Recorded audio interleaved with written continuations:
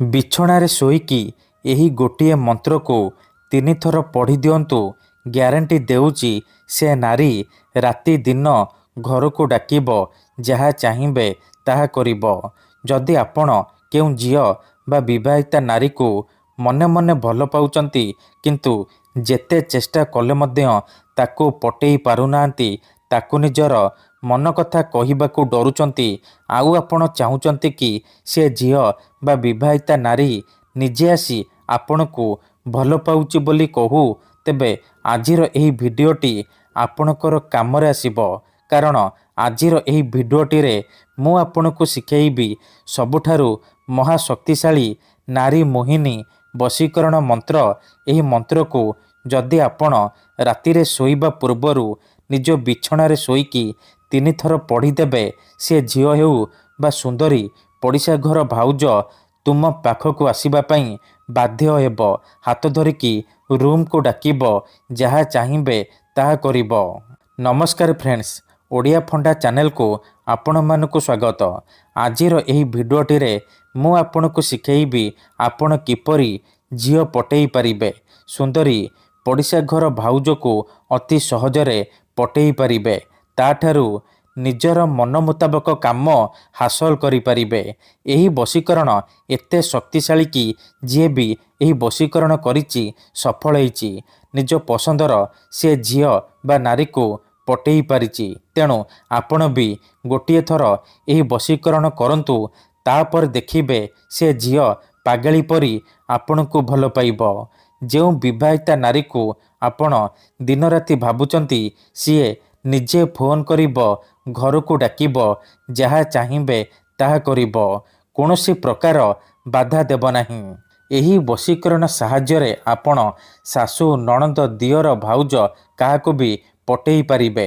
ତାଠାରୁ ନିଜର ମନ ମୁତାବକ କାମ ହାସଲ କରିପାରିବେ। ଏଥିପାଇଁ ଆପଣଙ୍କୁ କୌଣସି ପ୍ରକାର ମନ୍ତ୍ରତନ୍ତ୍ର କରିବାକୁ ପଡ଼ିବନି କିମ୍ବା କିଛି ବି ପଇସା ଖର୍ଚ୍ଚ କରିବାକୁ ପଡ଼ିବନି। ଆପଣ ଯେତେବେଳେ ରାତିରେ ଶୋଇବା ପାଇଁ ଯିବେ, ନିଜ ବିଛଣାରେ ଶୋଇକି ଏହି ମନ୍ତ୍ରକୁ ମାତ୍ର 3 ଥର ପଢ଼ିଦେବେ। ତାପରେ ଦେଖିବେ ଚମତ୍କାର। ଏପଟେ ଆପଣ ମନ୍ତ୍ରକୁ ପଢ଼ିବା ମାତ୍ରେ ସେ ଝିଅ ହେଉ ବା ବିବାହିତା ନାରୀ ଆପଣଙ୍କ ଆଡ଼କୁ ଆକର୍ଷିତ ହେବାକୁ ଲାଗିବ।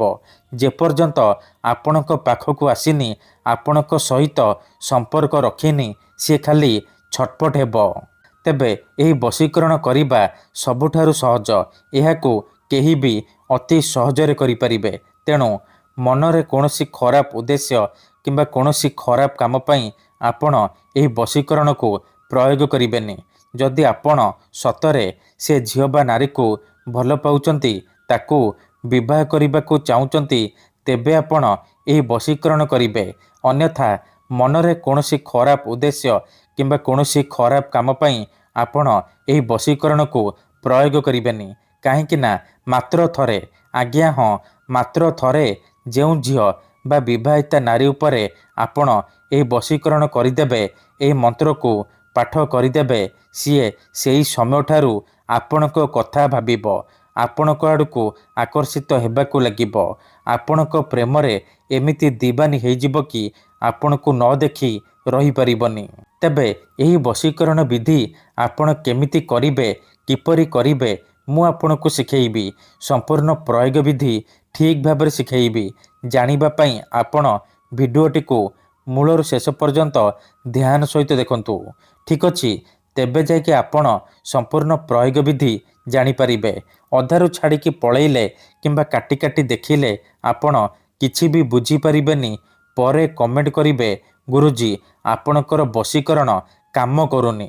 ଦେଖନ୍ତୁ, ବଶୀକରଣ କରିବା ପୂର୍ବରୁ ପ୍ରଥମେ ବଶୀକରଣକୁ ଠିକ୍ ଭାବରେ ବୁଝନ୍ତୁ, ପ୍ରୟୋଗ ବିଧିକୁ ଠିକ୍ ଭାବରେ ଶିଖନ୍ତୁ, ତାପରେ ଆପଣ ବଶୀକରଣ କରିବା ପାଇଁ ଯିବେ। ଦେଖନ୍ତୁ, ମନ୍ତ୍ର, ତନ୍ତ୍ର, ଯନ୍ତ୍ର, ବଶୀକରଣ ଇଏ ଏମିତି ସେମିତି କାମ କରେନି। ସମ୍ପୂର୍ଣ୍ଣ ବିଶ୍ୱାସ, ନିଷ୍ଠା ଆଉ ଏକାଗ୍ରତାର ସହିତ ଆପଣଙ୍କୁ ଏହି ବଶୀକରଣ ବିଧି କରିବାକୁ ପଡ଼ିବ। ତେବେ ଯାଇ ମୁଁ ଆପଣଙ୍କୁ ଗ୍ୟାରେଣ୍ଟି ଦେଉଛି ଆପଣ ଯେତେ ସୁନ୍ଦରୀ ଝିଅକୁ ଚାହିଁବେ ପଟେଇ ପାରିବେ। ତେବେ ଚାଲନ୍ତୁ ଜାଣିବା ଏହି ବଶୀକରଣ କେମିତି କରିବେ। ତା ପୂର୍ବରୁ ଯଦି ଆପଣ ଆମ ଚ୍ୟାନେଲକୁ ପ୍ରଥମ ଥର ଆସିଛନ୍ତି ତେବେ ଦୟାକରି ଚ୍ୟାନେଲକୁ ସବସ୍କ୍ରାଇବ୍ କରି ପାଖରେ ଥିବା ବେଲ୍ ଆଇକନ୍କୁ ମଧ୍ୟ ଦବାଇ ଦିଅନ୍ତୁ, ଯାହାଦ୍ୱାରା ଆମେ ଯେଉଁ ବି ଭିଡ଼ିଓ ଅପଲୋଡ଼ କରିବୁ ସର୍ବପ୍ରଥମେ ଆପଣ ଦେଖିପାରିବେ। ତେବେ ଏହି ବଶୀକରଣକୁ ଆପଣ କେଉଁ ବି ବାରରେ କରିପାରିବେ, କିନ୍ତୁ ରାତିରେ ଶୋଇବା ପୂର୍ବରୁ କରିବେ। ବିଧିଟି କରିବା ପୂର୍ବରୁ ହାତ ଗୋଡ଼ ଧୋଇକି ସଫା ବସ୍ତ୍ର ପିନ୍ଧିକି ଏହି ବଶୀକରଣ ଆରମ୍ଭ କରିବେ। ପ୍ରଥମେ ଆପଣ କ'ଣ କରିବେ, ଯେତେବେଳେ ରାତିରେ ଶୋଇବା ପାଇଁ ଯିବେ ନିଜ ବିଛଣା ଉପରେ ପୂର୍ବ ଦିଗକୁ ମୁଣ୍ଡ କରିକି ଶୋଇପଡ଼ିବେ। ତାପରେ ଡାହାଣ ହାତକୁ ଛାତି ଉପରେ ରଖିବେ ଆଉ ଆଖି ବନ୍ଦ କରିକି ସେଇ ଝିଅ ବା ବିବାହିତା ନାରୀକୁ ମନେ ମନେ ଭାବିବେ।